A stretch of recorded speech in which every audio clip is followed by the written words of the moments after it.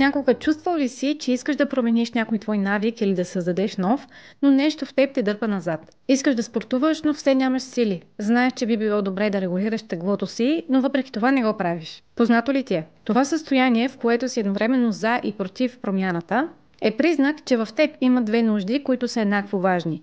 Нужда от растеж и нужда от сигурност. Проблемът не е, че не знаеш какво да правиш. Проблемът е, че се опитваш да заглушиш една част от себе си, вместо да я изслушаш. Нека ти дам един мощен психологически подход, който ще ти помогне да извадиш и двете страни наяве.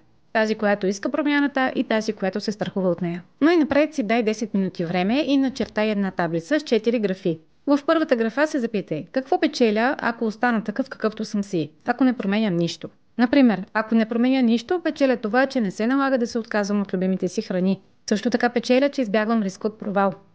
Печеля, че не е нужно да излизам от зоната си на комфорт. В следващата графа се запитай: а какво губя, ако не променя нищо? Например, пропускам да се чувствам по-добре в тялото си. След това, в следващата графа се запитай: а какво печеля, ако направя промяната? Ще се чувствам по-леко и енергично. Ще подобря здравето си, ще се харесвам повече и ще повиши увереността си, ще се докажа, че мога пред самия себе си. И в последната колона се запитай: а какво губя, ако направя промяната? Губя, че ще трябва да се лиша от някои удобни навици. Ще трябва да положа усилия и дисциплина. Няма повече да се утешавам с храна, когато съм стресирана.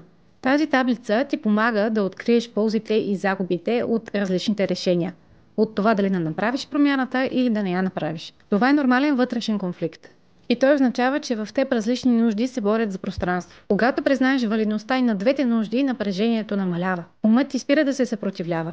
И този вътрешен диалог е част от изграждането на една автентична вътрешна мотивация. Ако това видео ти е било полезно, харесай го, сподели го с приятели и ни последвай за още такива видеа.